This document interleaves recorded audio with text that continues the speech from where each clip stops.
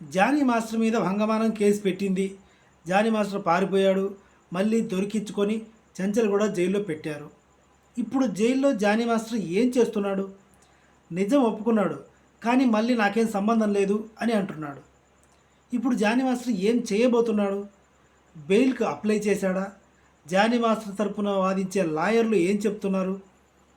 దీని గురించి ఈ వీడియో చివరి వరకు చూడండి, అందరికీ నచ్చుతుంది. నచ్చిన వాళ్ళు సబ్స్క్రైబ్ చేయండి. ముందుగా జానీ మాస్టర్ మీద ఈ సృష్టి వర్మ భంగమానం కేసు పెట్టింది. అది ఫోక్సో చట్టం కింద వస్తుంది. అంటే మైనర్ని భంగమానం చేస్తే ఆ చట్టం ప్రకారం బెయిల్ కూడా రాదు. అందుకే ఇప్పుడు బెయిల్ ఇంతవరకు 3 రోజులు అయ్యి అరెస్ట్ అయినా 3 డేస్ నుంచి జైల్లో ఉంటే కూడా ఇప్పటికే లాయర్లు ప్రయత్నిస్తూనే ఉన్నారు, బెయిల్ దొరకట్లేదు. మరి జానీ మాస్టర్ ఏం చేస్తున్నాడు, ఏం చెప్తున్నాడు?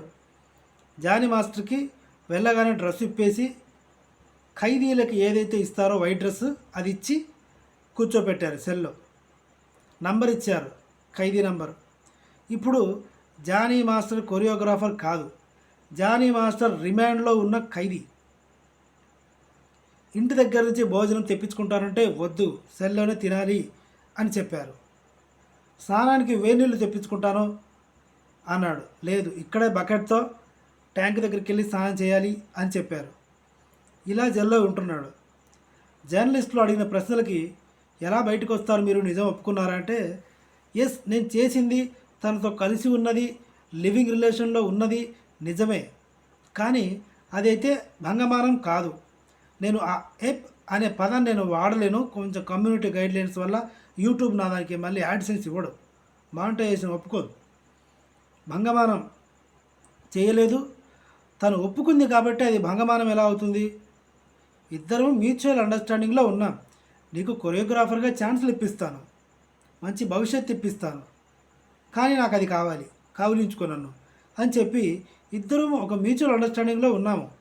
కాబట్టి అది సెక్సువల్ హెరాస్మెంట్ నేను చేయలేదు, అది అసలు భంగమానమే కాదు. కాబట్టి నేను నా లాయర్ల ద్వారా బెయిల్ తీసుకొని బయటకు వస్తాను. నా మీద ఎవరైతే కుట్ర చేశారో వాళ్ళని ఎవరిని వదిలిపెట్టను అని వార్నింగ్ ఇస్తూ మరీ చెంచల్గూడ జైల్లో హాయిగా కూర్చొని ఉన్నాడు. ఇప్పుడు లాయర్లు బెయిల్ తీసుకోవడానికి చుక్కలు కనిపిస్తున్నాయి. ఎందుకంటే 16 సంవత్సరాల అమ్మాయికి ఉన్నప్పుడు భంగమానం చేసి ఉంటే దానికి సంబంధించిన సాక్ష్యాలు లేవు.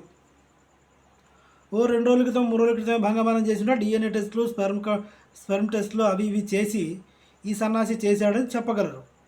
9 సంవత్సరాల క్రితం ఆమెకు 16 ఏళ్ళు, ఇప్పుడు ఆమెకు 22, 23 ఉన్నాయి. ఇప్పుడెలా?